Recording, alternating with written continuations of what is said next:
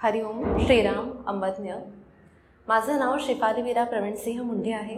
मी बरोली पश्चिम उपासना केंद्रातून आहे आणि मी एक क्लासिकल कथ्थक परफॉर्मर असून मी स्कूल्स आणि इन्स्टिट्यूट्समध्ये ॲज अ डान्स फॅकल्टी काम करते।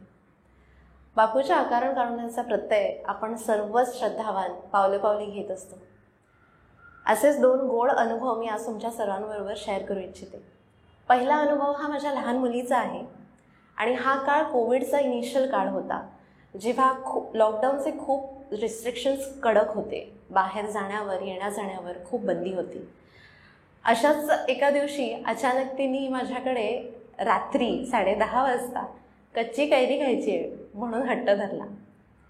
आता मी माझ्या पद्धतीने पूर्ण प्रयास केले होते की जेव्हा मी मार्केटला जाते तेव्हा शोधण्याचे, पण तो काळ असा होता की तिथे बऱ्याचशा गोष्टी अवेलेबल नव्हत्या आणि मला नाही मिळालेली आणि तिने हट्टच धरला की तिला हवी आहे।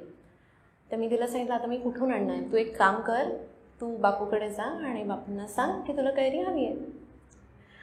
तर घरात बापूंचा मोठा फोटो आहे, त्याच्यासमोर ती उभी राहिली आणि तिने अगदी आजोबांकडे मागावा तशा हट्टाने बापूकडे मागितलं की बापू मला कैरी खायची, प्लीज मला कैरी दे। आणि खरी गंमत तर दुसऱ्या दिवशी सकाळी झाली। ही गोष्ट संपली आणि दुसऱ्या दिवशी सकाळी मी माझ्या मागचं दार उघडलं आणि तर जसं दार उघडलं त्याच्या अगदी समोर एक कच्ची कैरी ठेवलेलीच होती आणि मला पक्क माहिती आहे ती बापूंनीच ठेवलेली होती। ती बघून मला खूप आनंद झाला। मी मनातल्या मनात खूप अंबज्ञ म्हटलं, बापूकडे बघितलं फोटोकडे आणि म्हटलं, बापू अंबज्ञ, अरे किती लाड करशील। कैरी माझ्या लहान मुलीला दिली, तिनेही अंबज्ञ म्हणून छान मीठ मसाला लावून बापूंबरोबर आनंद सेलिब्रेट केला। वरवरून पाहता ही गोष्ट खूप छोटीशी आणि साधी वाटते, पण माझ्यासाठी आणि तिच्यासाठीही हा अनुभव खूप मोठा होता। कारण तो काळ असा होता की आपण सगळेच भांबावून गेलेलो आणि स्पेशली लहान मुलं या नवीन वातावरणामुळे, या रिस्ट्रिक्शनमुळे खूपच दबली गेलेली, एक वेगळ्याच मनस्थितीतून ते जात होते। हे सगळे आनंद जे ते अगदी सहज साजरे करत होते ते त्यांना मिळत नव्हते, पण त्या एका अनुभवातून बापूंनी ते सगळे आनंद देशापर्यंत पोहोचवले आणि तिला हे शिकवलं सुद्धा की बापू तुझा प्रत्येक शब्द ऐकतोय। क्वचित आई म्हणून माझ्याकडनं तिला हे समजावणं थोडंसं कठीण गेलं असतं, पण बापूंनी अगदी सहज आणि प्रेमाने हे तिच्यापर्यंत पोहोचवलं की बापू कायम तुझ्या आजूबाजूला आहे आणि तुझा प्रत्येक शब्द ऐकतोच आहे आणि यासाठी मी खूप खूप अंबज्ञ आहे। हरिओम। दुसरा अनुभव आहे हा आमच्या पुण्याच्या घरातला आहे। अगदी आत्ता काही 5-6 महिन्यांपूर्वी घडलेला। आम्ही जेव्हा तिथे होतो तेव्हा आठवडाभर दररोज सकाळी मला तिथे मोरांचे आवाज यायचे। तिथेच खिडकीच्या समोर एक डोंगर आहे, तर तिथे दररोज सकाळी मोरांचे आवाज यायचे।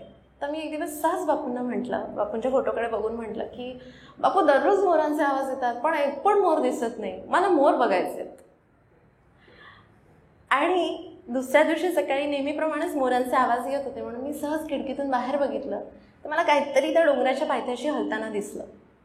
म्हणून मी धावत हॉलच्या खिडकीत गेले आणि नीट बघितलं तर तिथे 1-2 नाही, तब्बल 15 ते 16 मोर पेअर म्हणजे कपलने जोडीने होते, म्हणजे लांडोर आणि मोर।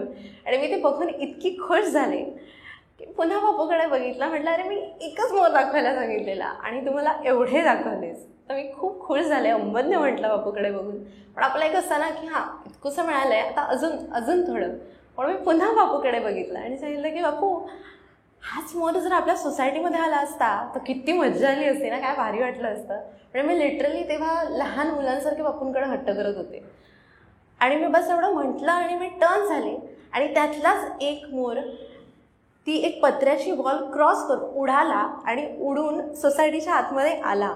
त्याने तिथल्या ग्रिलवर ग्रिप करण्याचा प्रयत्न केला पण त्याला ते जमलं नाही, म्हणून तो परत उडून त्या डोंगराच्या पायथ्याशी जाऊन त्या झाडीमध्ये लुप्त झाला। पण तो आला, हीच गोष्ट खूप मोठी होती आणि मला इतका आनंद झालेला तेव्हा मी बापूकडे पुन्हा बघितलं, खूप खूप अंबज्ञ म्हटलं की बापू खूप अंबज्ञ।